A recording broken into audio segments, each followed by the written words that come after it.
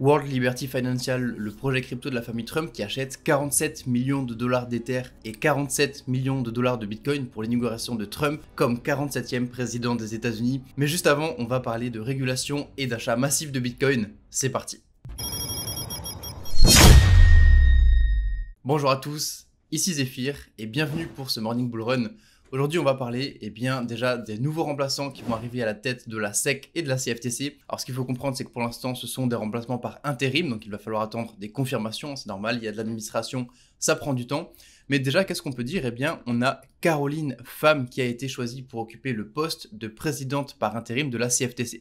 Donc, qui est Caroline Pham? Eh bien, elle a travaillé pendant plusieurs années dans le secteur de la régulation et elle propose, en fait, si vous voulez, ce qui est intéressant avec elle, c'est qu'elle va proposer ce que l'on appelle des bacs à sable, des sandbox. Et en fait, ça va permettre à des entreprises de générer des actifs numériques qui vont être très encadrés, mais qui vont être très libres. C'est-à-dire qu'au début, en fait, on va les laisser faire un petit peu ce qu'ils veulent, on va encadrer ça et vérifier que tout se passe bien d'un point de vue réglementation. Et une fois qu'on arrive à faire les premiers tests et vérifier que tout se passe bien, on va les laisser prendre une plus grande envergure petit à petit.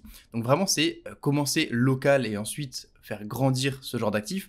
Et ça, pourquoi c'est intéressant? Puisque, vous le savez, dans la crypto, c'est vraiment compliqué la régulation puisque c'est une nouvelle classe d'actifs, il y a beaucoup de technologies, il y a beaucoup de finances également, et c'est quelque chose qui est difficile à réguler. Pourquoi? Puisque il n'y a pas deux cryptos qui se comportent exactement de la même manière. Le Bitcoin, même si ça ressemble beaucoup à une matière première, ce n'est pas non plus une action à dividende. Et donc le fait de pouvoir comme ça avoir un cadre qui va être vraiment faire du cas par cas et pouvoir créer des bacs à sable qui permettent de tester un petit peu chaque actif et de voir comment on peut le réguler, c'est vraiment selon moi la meilleure approche, faire un petit peu du cas par cas si vous voulez en crypto. Et donc ça va être exceptionnel, donc c'est une bonne nouvelle pour la régulation. Et la régulation, comme on l'a souvent évoqué ensemble, les taurus, c'est ça qui va permettre sur le long terme d'apporter la vraie confiance des investisseurs et donc plus de capitaux dans l'écosystème. Ensuite, pour ce qui est de la SEC, donc Gary Gensler est parti, ça y est, on a Mark Uyeda qui va arriver. Ce qu'il faut comprendre, c'est que c'était un commissaire républicain de la SEC. Il a souvent critiqué l'approche de Gary Gensler qui, tout simplement évitait des reproches et des sanctions à l'encontre des projets crypto, mais sans fournir un cadre clair. En fait, si vous voulez, c'est comme s'il disait que les gens ne suivaient pas les règles, mais il n'était pas capable d'établir lui-même les règles, de les fournir et pour que les gens puissent s'y conformer, alors que c'était son rôle. C'est-à-dire qu'il disait ouvertement aux gens qui ne suivaient pas un cadre réglementaire que lui-même était chargé de mettre en place et qui n'était pas clair. Donc voilà un petit peu la période d'incertitude, de doute et de combat agressif contre la crypto qu'on a vécu en 2023 et 2024. Aujourd'hui, c'est terminé. Et je voudrais que vous preniez 5 secondes pour tous les gens qui étaient dans la crypto, pour tous ceux qui ont connu vraiment ces combats de la SEC contre XRP, ces doutes, ces incertitudes, les retardements délibérés sur les ETF.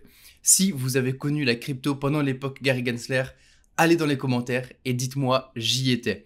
Dites-moi que vous étiez là, faites-le nous savoir, puisqu'aujourd'hui c'est un jour historique, on n'a plus Gary Gensler pour nous mettre des bâtons dans les roues, et ça c'est encore une fois une excellente nouvelle pour la régulation. Ensuite, on a la fondation Ethereum qui déploie 50 000 Ethers pour supporter le développement des applications décentralisées.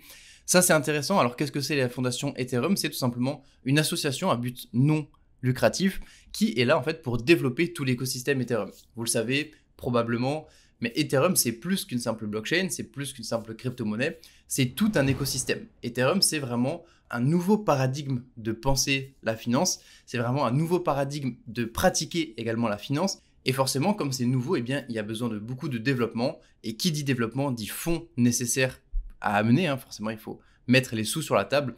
Et bien justement, la fondation Ethereum, c'est là pour mettre ces sous sur la table, pour apporter également de l'expertise, pour apporter du conseil. Et donc, on a beaucoup de profils qui vont rejoindre cette fondation Ethereum. Et ce qu'il faut comprendre également, et qui est important selon moi en termes de vision, c'est que la place de cette fondation Ethereum, elle a vocation à grandir au fil du temps, puisque tout simplement, Ethereum lui-même va grandir et prendre une place de plus en plus importante au sein de la finance. Et surtout, on a déjà évoqué ensemble les taurus, les problèmes de juridiction, les problèmes de fiscalité dans la crypto, pourquoi c'était dur vis-à-vis du fait que ce soit nouveau et compliqué à comprendre. Et bien de plus en plus, on va avoir des acteurs privés qui vont avoir un rôle de plus en plus important, et ça va être le cas pour cette fondation ici, encore une fois, qui va avoir un rôle extrêmement important, que ce soit pour éduquer les gens, que ce soit pour former de nouveaux développeurs. Il y a toute une académie qui est disponible si vous voulez apprendre le langage Solidity sur le site ethereum.org.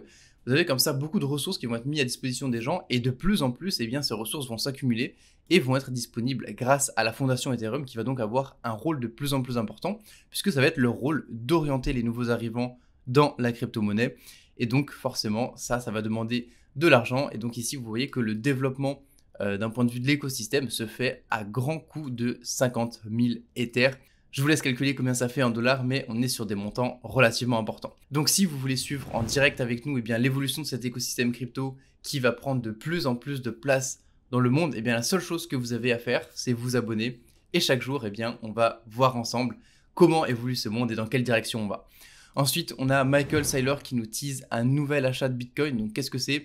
Tout simplement ici, on a chaque semaine la même chose. C'est une histoire qui se répète, un jour sans fin. Donc ici, vous avez le graphe du Bitcoin et chaque point vert, ce sont tout simplement des achats de MicroStrategy de Bitcoin.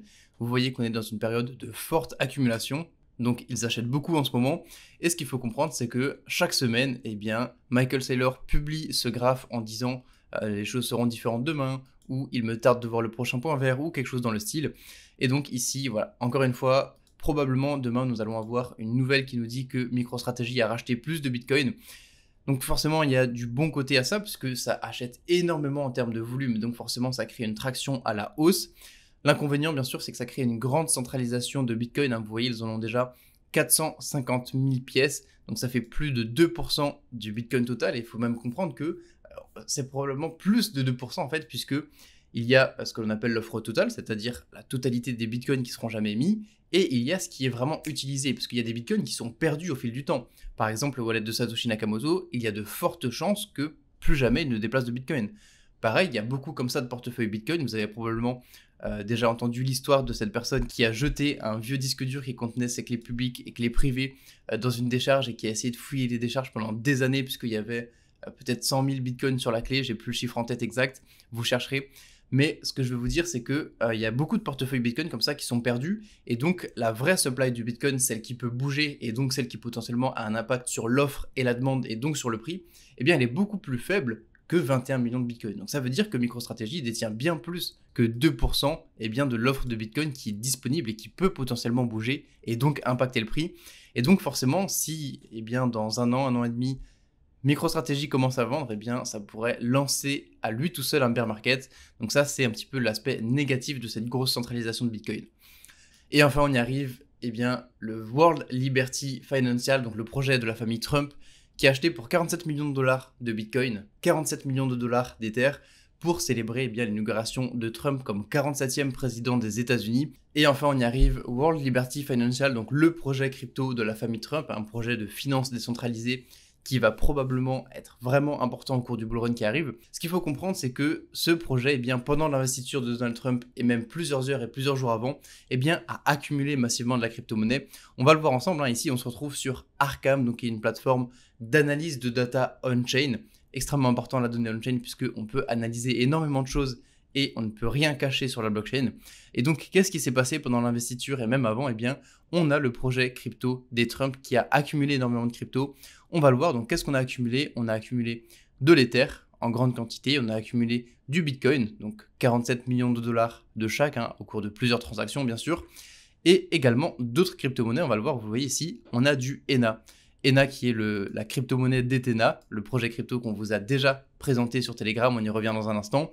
Mais on a également d'autres cryptos comme on va le voir, Chainlink, juste ici qui apparaît, et également Tron. Alors ce qui est intéressant, c'est que Chainlink, un projet excellent en termes de fondamentaux, un projet américain et surtout un projet qui va être extrêmement utile dans la finance décentralisée, donc qui rentre dans le fond de World Liberty Financial, donc ça c'est intéressant, mais également du Tron. Tron c'est intéressant puisque le fondateur de Tron, Justin Sun, il avait investi 30 millions de dollars dans ce projet-là, World Liberty Financial, et donc si vous voulez c'est probablement un genre de remerciement et d'alignement des intérêts entre ces deux acteurs, donc World Liberty Financial et Justin Sun, et donc le projet ENA qui est la plus petite capitalisation ici dans toute cette liste des détentions de World Liberty Financial, et donc qui dit petit market cap comparativement aux autres, dit potentiellement plus de volatilité, donc plus de performance.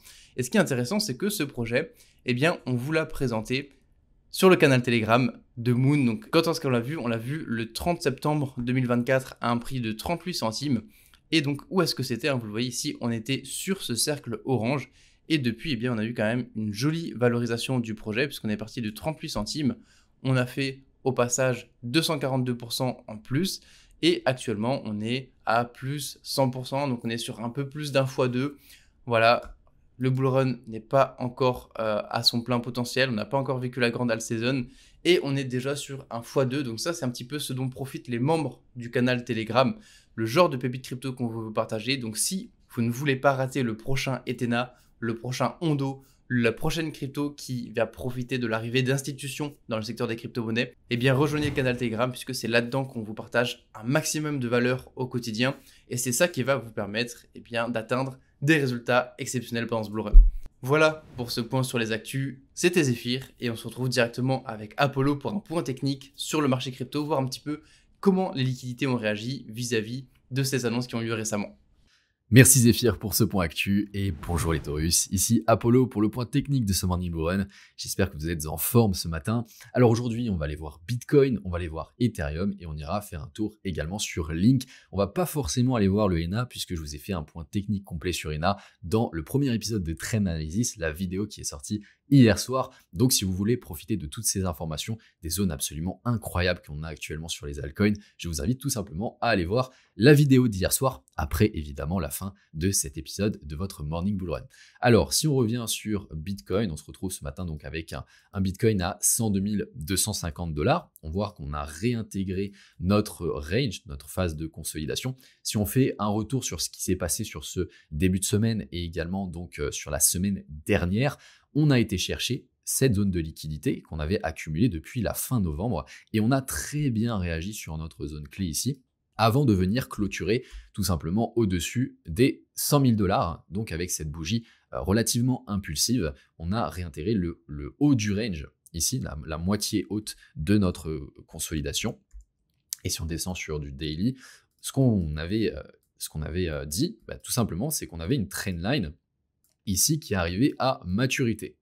Tac, avec une troisième touche ici. Donc ce que je vous ai expliqué, c'est qu'on pouvait à partir de là vraiment aller casser ce niveau, aller chercher un nouvel ATH et également qu'on pouvait réagir sur le niveau des 100 000 qui est un niveau de vente assez important. Donc c'est exactement ce qui s'est passé sur la journée d'hier. Ce qu'on a fait, c'est tout simplement, on a été chercher ce nouvel ATH, on a réagi en réintégrant le range et là maintenant on est venu tout simplement retester la trendline ici, mais cette fois-ci donc s'en servir de support sur cette zone. On peut voir qu'on a également l'équilibrium, donc on a un niveau de confluence très intéressant ici.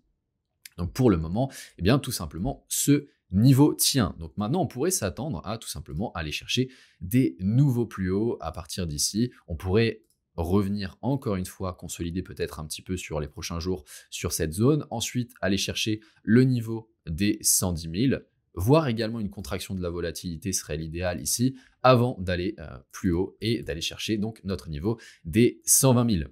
Bon, maintenant on en vient à notre compétition, team verte ou team rouge les Taurus, et dites-moi dans les commentaires si vous êtes plutôt équipe verte, donc si vous êtes plutôt d'accord avec moi entre guillemets par rapport au scénario probable, est-ce qu'on va à partir d'ici aller chercher en premier le trait vert, ou alors dites-moi si vous êtes plutôt team rouge, si on va redescendre plus bas, aller chercher la liquidité ici avant tout simplement de remonter. Ça c'est également bien sûr un scénario probable, vous le savez, les marchés financiers c'est toujours une question de probabilité. On a vraiment des niveaux de liquidité à aller chercher qui sont assez importants sur ces niveaux. Maintenant c'est pas forcément obligatoire de mon point de vue, comme je vous l'ai dit, on pourrait vraiment aller chercher plus haut. Donc je suis plutôt team verte, mais j'entends évidemment si vous êtes team rouge, dites-moi dans les commentaires encore une fois et on pourra en discuter. Avant de passer à Ethereum, les Taurus, si vous désirez profiter d'un maximum de valeurs supplémentaires qu'on vous partage chaque jour et ne manquez aucune info capitale pour ce bull run, rejoignez nos canaux Telegram, trading et crypto. Les liens sont en description de la vidéo. Ok, donc maintenant on va passer à Ethereum. Si on refait le point sur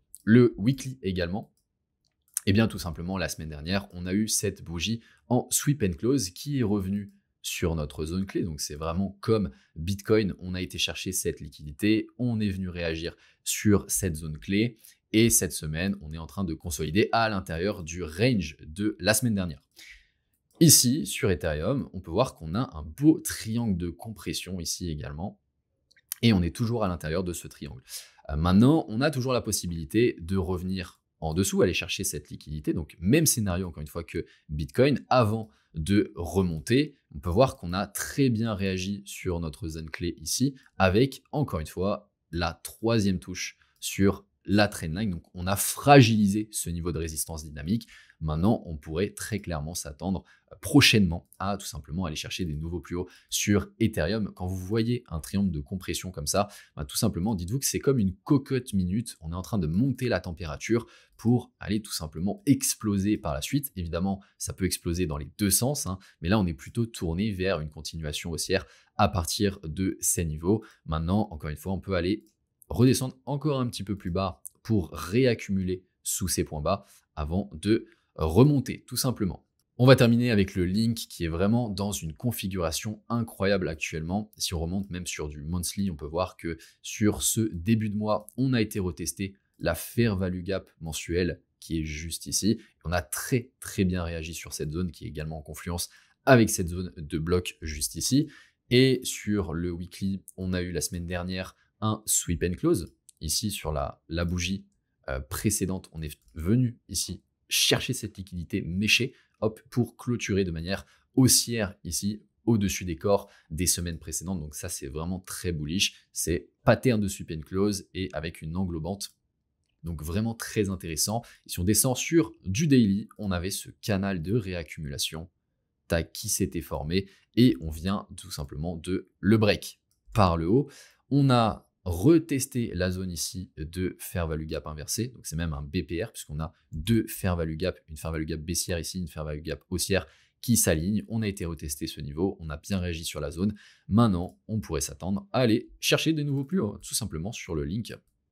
Donc là, très belle configuration. Souvent, ce qu'on a quand on a ce type de setup, c'est qu'on a une consolidation, donc une contraction de la volatilité qui se forme avant d'aller chercher des plus hauts. Donc ça peut prendre quelques jours, ça peut même prendre quelques semaines, mais voilà, globalement, on est plutôt très bullish sur le Link. Les Taurus, on a terminé pour ce matin. Laissez-nous savoir si une information vous a été utile dans cet épisode en mettant un like en guise de réponse. Sur ce, je vous souhaite une belle journée. C'était Apollo. Ciao, ciao.